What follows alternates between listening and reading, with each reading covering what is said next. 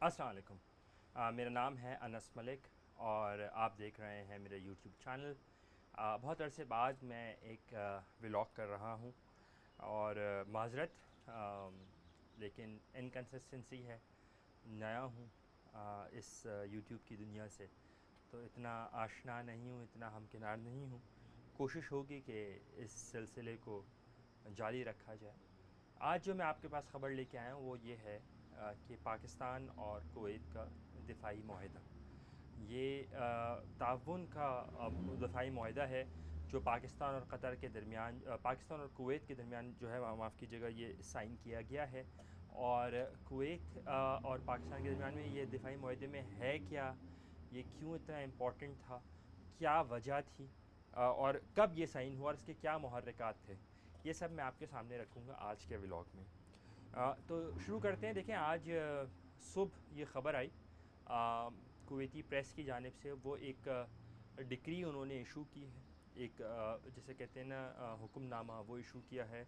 और decision of the Kuwaiti cabinet, Kuwaiti काबीना का जो फ़ैसला है, और वो फ़ैसला ये है कि पाकिस्तान के साथ जो कुवैत ने 2023 में 11 जून 2023 को एक बाहमी ताउन का दिफाई मुआहदा जो है वो दस्तखत किया था, उसके उसको उसकी तजदीद, उसकी तौईद कर दी गई है, इसकी तायीद कर दी गई है, उसको बाकायदा तौर पे उसको इंडोर्स किया गया है, उसको रेटिफाई किया गया है। और अब वो कुवैत में इम्प्लीमेंट होगा और कुवैती साइड ने उसको बज़रिया एक डिक्री जो है या हुक्मनामा के तौर पे उसको इशू पब्लिक भी कर दिया। अब इस दिफाई मुआहदे को 3 साल क्यों लगे रेटिफाई होने में?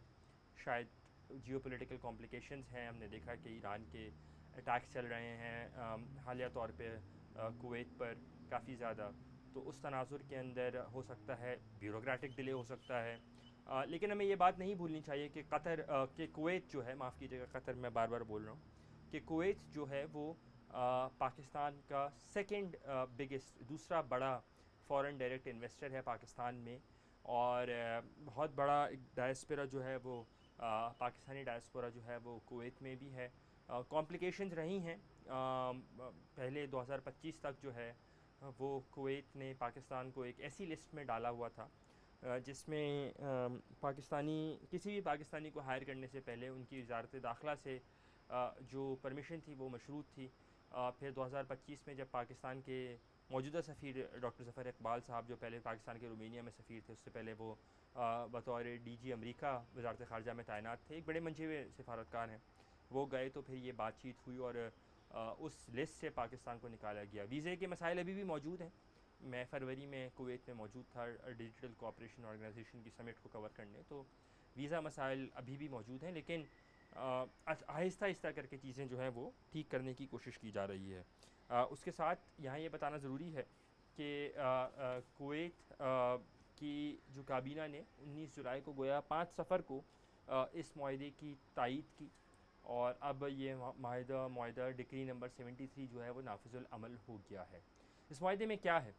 इस माहदे में जो पाकिस्तान और कुवैत के दरमियान बाहमी ताउन जो है दिफाई शोबे में, वो है दोनों के जो दिफा की वजारत हैं उनको फ़ोकल पर्सन अपॉइंट किया गया है कि वो मिलिट्री ट्रेनिंग जो है, कैपेसिटी बिल्डिंग जो है, साइंटिफिक एरियाज़ की कोऑपरेशन, इंटेलिजेंस एरिया की कोऑपरेशन, इस हवाले से एक मेकानिज़म डिवाइस करेगी।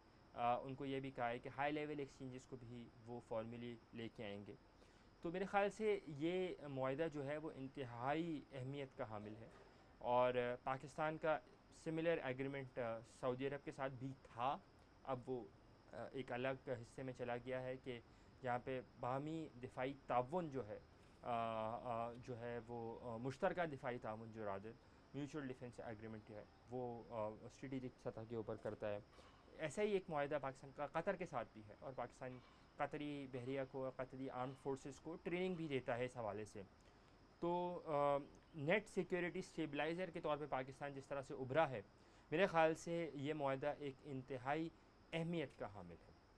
इस तनाजुर में हमें यह भी देखना होगा कि पाकिस्तान के वज़ीर ख़ारजा सेनेटर मोहम्मद इसहाक़ डार की अपने कुवैती हम मनसब के साथ मुत्तहिद राब्ते हुए हैं, हाल ही में रब्ता हुआ। उनका दौरा होना था जुलाई के अवाइल में, लेकिन वो नहीं हो सका क्योंकि उनके यहाँ इंटरनल इश्यूज़ थे। उनको जाना था, वज़ीर ख़ारजा जो थे उनकी इंटरनल कंसिडरेशन थी, इसके वजह से वो पाकिस्तान नहीं आ सके। और उन्होंने फिर वज़ीर ख़ारजा को फ़ोन करके उस दौरे से माज़रत भी की थी। तो इंतहाई अहमियत का ये जो मुआहदा है, इसमें पाकिस्तान के लिए क्या है? पाकिस्तान के लिए पैसे नहीं, मैं नहीं देखता समझता, ठीक है कुछ जिस तरह से लोग एसोसिएट करते हैं, इसमें कोई वो नहीं है कि सर्विसेज के अगेंस्ट आपको कोई इमीडिएट मॉनेटरी बेनिफिट।